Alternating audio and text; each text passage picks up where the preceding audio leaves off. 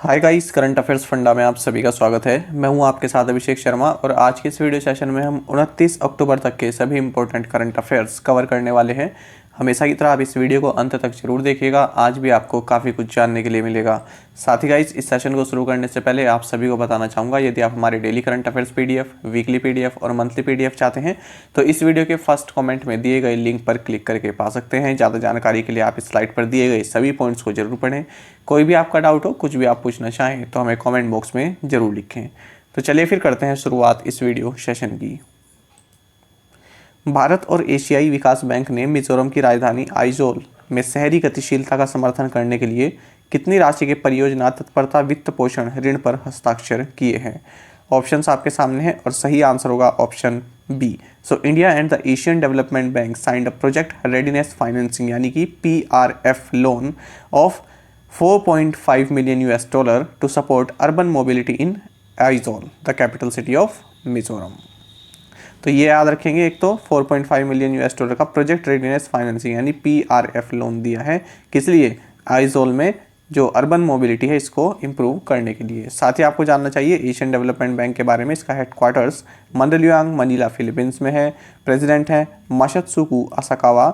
इसकी स्थापना 19 दिसंबर 1966 में हुई थी। बात करें मिजोरम की तो कैपिटल आइजोल है, चीफ मिनिस्टर है जोरामथंगा एंड गवर्नर हैं खम्बमपति हरिबाबू। किस राज्य ने कोविड-19 महामारी को देखते हुए भारत का पहला स्मार्टफोन आधारित ई-वोटिंग समाधान विकसित किया? गुजरात, तेलंगाना, महाराष्ट्र या फिर आंध्र प्रदेश? सही आंसर होगा option B. So Telangana has developed the India's first smartphone based e-voting solution considering the कोविड-19 पेंडेमिक।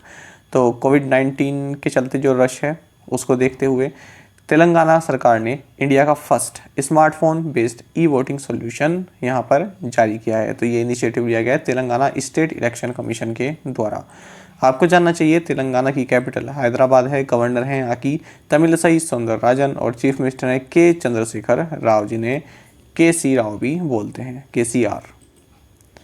छत्तीसगढ़ के रायपुर में राष्ट्रीय जनजातीय नृत्य महोत्सव का उद्घाटन किसने किया है? अमित शाह, हेमंत सोरेन, अनुसुईया उइके या फिर भूपेश बघेल? तो यदि इसका आंसर नहीं पता है तो हम कंफ्यूज हो सकते हैं कि C भी हो सकता है और D भी हो सकता है, क्योंकि ये छत्तीसगढ़ की गवर्नर हैं और ये छत्तीसगढ़ के CM हैं। लेकिन इसका सही आंसर जो होगा वो होगा option B. So Hemant Soren inaugurated national tribal dance festival in Raipur, Chhattisgarh. इसमें आप देख भी सकते हैं, ये झारखंड के CM हैं और ये हैं छत्तीसगढ़ के CM। तो देखिए, झारखंड के चीफ मिनिस्टर हेमंत सोरेन ने नेशनल ट्राइबल डांस फेस्टिवल इसको इनॉग्रेट किया है science college ground Raipur, Chhattisgarh में। और साथ ही छत्तीसगढ़ के CM भूपेश बघेल भी इस इवेंट में शामिल रहे। निम्नलिखित में से किसने अपना नाम बदलकर मेटा कर दिया है? ट्विटर, अमेजॉन, फेसबुक या फिर माइक्रोसॉफ्ट? सही आंसर होगा option C. So Facebook has changed its name to Meta. तो देखिए, इस तरह का लोगो रहेगा अब और 28 अक्टूबर को ये चेंज किया गया है। तो फेसबुक के चीफ मार्क जुकरबर्ग ने इस बारे में जानकारी दी है कि अब जो फेसबुक है, जो पेरेंट कंपनी है, इसका नाम मेटा कर दिया गया है।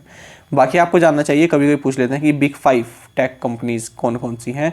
तो US की देखिए Amazon, Apple, Google, Facebook and Microsoft. तो गूगल यानी अल्फ़ाबेट और फेसबुक अब हो गया है मेटा। तो ये आप याद रखेंगे बिग 5 कौन सी हैं। निपुण भारत मिशन के कार्यान्वयन के लिए गठित राष्ट्रीय संचालन समिति का प्रमुख कौन होगा? राजीव कुमार, अमिताभ कांत, रमेश पोखरियाल या फिर धर्मेंद्र प्रधान? सही आंसर है option D. So Dharmendra Pradhan will head the national steering committee that has been formed for the implementation of Nipun Bharat mission. जानेंगे इसके बारे में। तो देखिए, एक नेशनल स्टीयरिंग कमेटी बनाई गई है निपुण भारत मिशन को संचालित करने के लिए। इसकी अध्यक्षता union education minister Dharmendra Pradhan करेंगे और मिनिस्ट्री ऑफ एजुकेशन में जो राज्य मंत्री हैं अन्नपूर्णा देवी, वो इसकी उपाध्यक्ष रहेंगी। आपको जानना चाहिए कि Department of School Education and Literacy ने National Initiative for Proficiency in Reading with Understanding and Numeracy यानी कि निपुण भारत मिशन, इसको लॉन्च किया था इसी साल जुलाई में।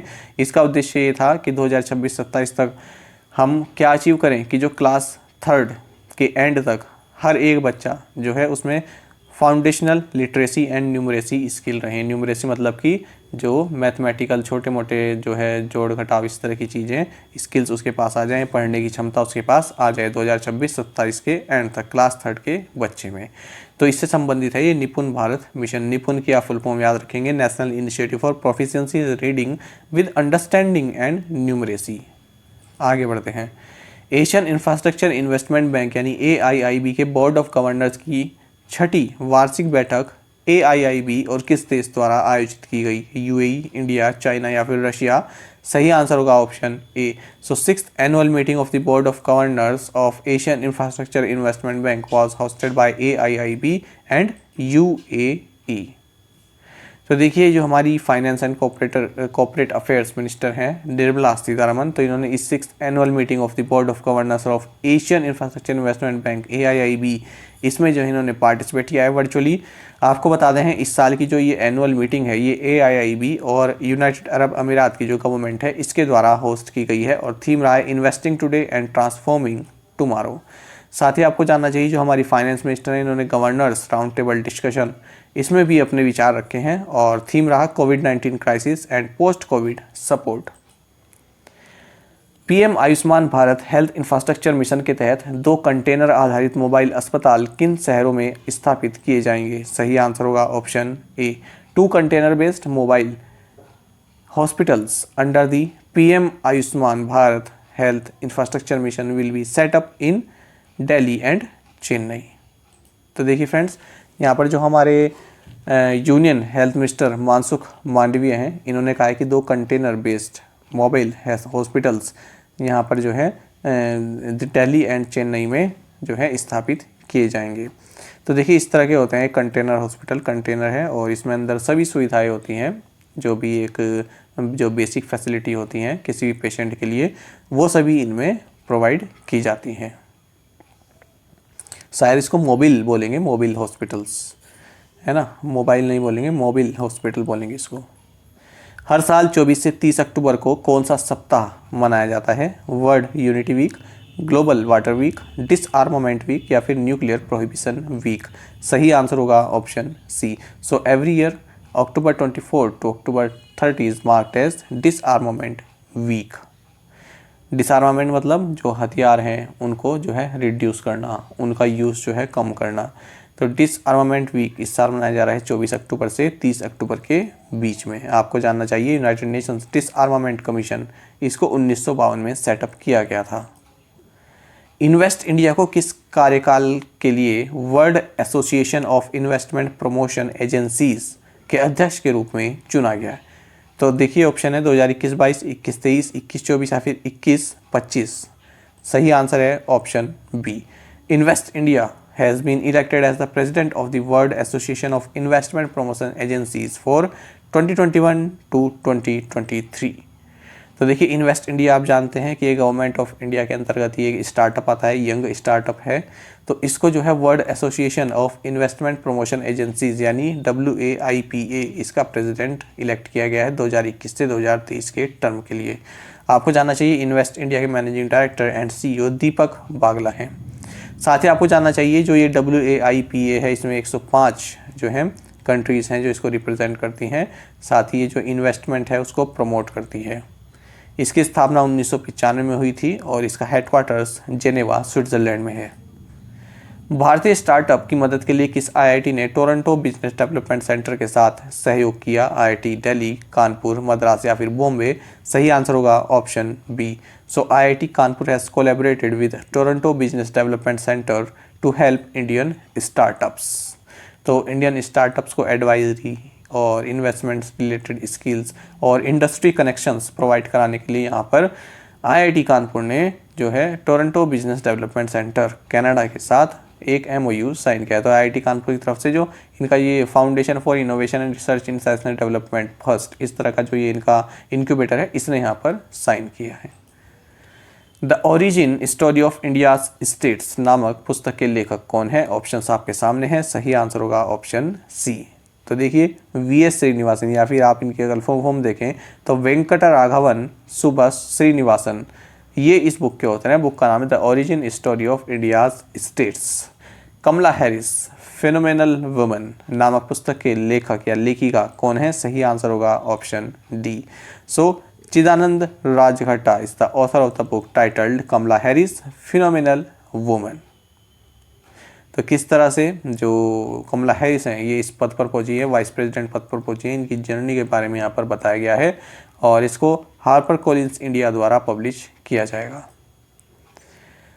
नेक्स्ट क्वेश्चन है, परम्बिकुलम टाइगर कंजर्वेशन फाउंडेशन जिसने पृथ्वी संरक्षक पुरस्कार जीता वह किस राज्य में स्थित है? सही आंसर होगा option A. Parambikulam tiger conservation foundation that has won the earth guardian award is situated in Kerala. तो ये जो है एक प्रोटेक्टेड एरिया है पलक्कड़ डिस्ट्रिक्ट ऑफ केरला में, इसको अर्थ गार्जियन अवार्ड दिया गया है। किसके द्वारा दिया ये अवार्ड बनाया गया है? ये नेट वेस्ट ग्रुप इंडिया द्वारा इसको बनाया गया है। तो ये 11th एडिशन रहा है इस पुरस्कार का। किस बैंक ने हिंदुस्तान यूनिलीवर को पछाड़कर दलाल स्ट्रीट पर 5वां सबसे मूल्यवान स्टॉक बन गया है? सही आंसर होगा option C. So ICICI bank has pipped Hindustan Unilever to become 5th most valued stock on Dalal Street. और आपको जानना चाहिए आईसीआईसीआई बैंक जो है 5th मोस्ट वैल्यूड स्टॉक बन गया। इससे पहले ये कौन है फिर? Infosys, HDFC bank, TCS and Reliance industries. ICICI bank के बारे में आप जानते हैं, सीईओ संदीप बख्शी हैं, हेडक्वार्टर्स मुंबई है और टैगलाइन है हम है ना ख्याल आपका। किस मंत्रालय ने ई राष्ट्रीय स्तर पर जागरूकता कार्यक्रम संभव की शुरुआत की? सही आंसर होगा option D. So ministry of micro small and medium enterprises यानी कि MSME has launched the e national level awareness programme संभव।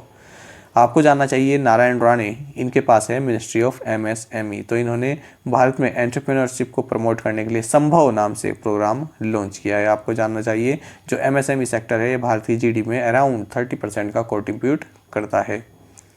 27 अक्टूबर 2021 को इन्फेंट्री दिवस का कौन सा संस्करण मनाया गया? सही आंसर होगा option C. So 75th edition of infantry day was celebrated on October 27, 2021। तो देखिए आपको जानना चाहिए इन्फेंट्री डे क्यों मनाया जाता है, क्योंकि 27 अक्टूबर 1947 को भारत ने पहली बार जो भारत पर अटैक किया गया, ठीक है, उसको जो है रिपेल किया था, यानी कि उस अटैक को जो है काउंटर किया था, इसलिए इन्फेंट्री डे मनाया जाता है।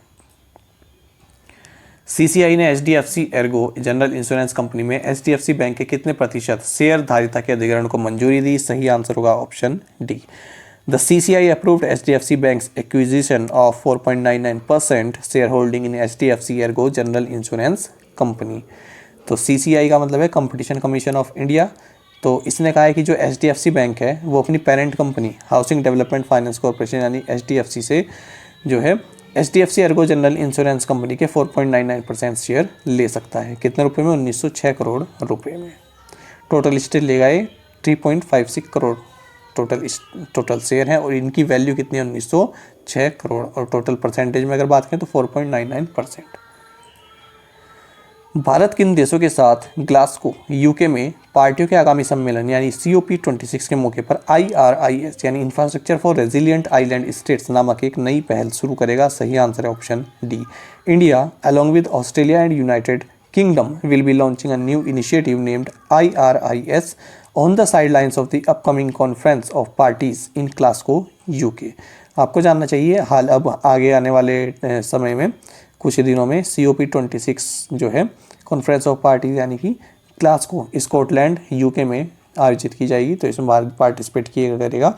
तो इसी के तहत इंडिया, ऑस्ट्रेलिया एंड UK इन्होंने जो है जो स्मॉल आइलैंड डेवलपिंग स्टेट्स होते हैं इनके लिए IRIS यानी infrastructure for reliant island states इस तरह का एक इनिशिएटिव लिया है। तो इस इनिशिएटिव का मतलब क्या है, इसका अर्थ क्या है? देखिए जो स्मॉल आइलैंड्स होते हैं तो उनमें कई तरह के डिज़ास्टर्स आते रहते हैं, तो उसमें उनको सपोर्ट करना, इकोनॉमिक लॉसेस में उनको सपोर्ट करना। तो ये जो तीनों कंट्री हैं यहाँ पर $10 मिलियन यहाँ पर कॉन्ट्रीब्यूट करेंगी। अब देख लेते हैं प्रीवियस असाइनमेंट क्वेश्चंस के answer. World polio day is observed on which day? Answer is 24 October and इसका थीम रहा delivering on a promise. Mahaparinirvana temple is located in which city? Answer is Kushinagar UP। What is the capital and currency of चेक Republic? Answer is Prague and currency is koruna. Men's FIH Hockey Junior World Cup to be held in which Indian state? Answer is Odisha. The Prime Minister inaugurated 9 medical colleges in which state? Answer is Uttar Pradesh. और आप में से कई aspirants ने बिल्कुल सही answer दिया है, इसी तरह से आप पार्टिसिपेट करते रहें। हाल ही में UPPCS का एग्ज़ाम हुआ है तो उसके कुछ करंट अफेयर्स के क्वेश्चन देखेंगे, 2 क्वेश्चन आज देखेंगे, बाकी और देखते रहेंगे आने वाले टाइम में। देखिए डे एंड थीम काफ़ी इंपॉर्टेंट होता है हर एग्जाम के लिए, मैंने आपको पहले ही बताया। चलिए देखते हैं। वर्ल्ड यूथ स्किल्स डे 2021 का थीम पूछा गया था, आपको कराया हुआ है। आंसर है री imaging youth skill post pandemic. देखिए हर महीने के आपको डेज एंड थीम की अलग वीडियो मिल जाएगी करंट अफेयर्स फंडा की। अगर आपको नहीं मिलती है तो प्लेलिस्ट में तो आप इस तरह से डालिए, जैसे आप डालिए अप्रैल डेज एंड थीम, फिर आगे लिखिए करंट अफेयर्स फंडा और उसको सर्च मारिए यूट्यूब पर। ठीक है, तो आंसर क्या होगा? री imagining youth skills post pandemic. दूसरा क्वेश्चन देखें। The clock is ticking is the theme of which of the following days. तो सही आंसर इसका रहा वर्ल्ड ट्यूबरक्लोसिस डे 2021। तो जो वर्ल्ड टीबी डे रहा 2021 उसका थीम रहा है द क्लॉक इज टिकिंग। आप लोगों ने पढ़ा भी होगा इसको। तो इस तरह से क्वेश्चन पूछे गए थे, और भी क्वेश्चन देखेंगे आने वाले हमारे सेशंस में। चलिए देखते हैं आज के assignment questions.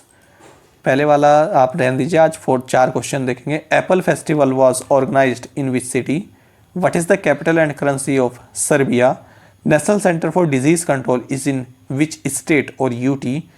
Who was presented the Dada Saheb Phalke award at the national film award ceremony in Delhi? तो इन चारों क्वेश्चन के आंसर 2, 3, 4 एंड 5, इन 4 क्वेश्चन के आंसर आप हमें कमेंट बॉक्स में जरूर बताइएगा। यदि आपको एक क्वेश्चन का आंसर भी आता है तो वो भी आप हमें कमेंट बॉक्स में बता सकते हैं। यदि आपको हमारा सेशन अच्छा लगता है तो आप वीडियो को लाइक और शेयर भी कर सकते हैं। साथ ही करंट अफेयर्स फंडा को आप टेलीग्राम पर भी ज्वाइन कर सकते हैं। यहाँ पर रेगुलर वीडियो अपडेट्स और करंट क्विज़ हम आप सभी के लिए डालते रहते हैं। साथ ही डिस्कशन ग्रुप में आप किसी भी क्वेश्चन का सोल्यूशन पा सकते हैं। दोस्तों यहाँ पर हमारे करंट अफेयर्स की प्लेलिस्ट दी गई है, इसको आप जरूर देखें अपने दोस्तों के साथ, और जो भी फेलो एस्पिरेंट्स हैं उनके साथ हमारे करंट अफेयर्स को शेयर जरूर करें। आज का इस सेशन आपको कैसा लगा हमें कमेंट बॉक्स में जरूर बताइएगा। Thank you guys.